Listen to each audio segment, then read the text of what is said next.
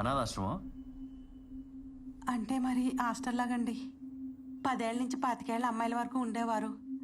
5 ఏళ్ల క్రితమే పెట్టానండి. పేరు కల్పతరు మహిళా వసతి గృహం సార్. అందులో చాలా మంది అనాథలే.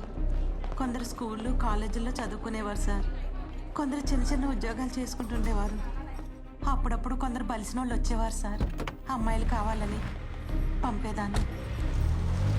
కొందరు తేలిగ్గానే ఒప్పుకునేవారు. కొందరు గొడవ చేస్తే బలవంతంగా ఒప్పించేదాన్ని సార్. మాకు ఇన్స్పెక్టర్ ప్రసాద్ గారు చాలా కోఆపరేట్ చేశారండి. ప్రసాద్ నీకు ఎలా తెలుసు? ఏదో ఫంక్షన్లో కలిసామండి.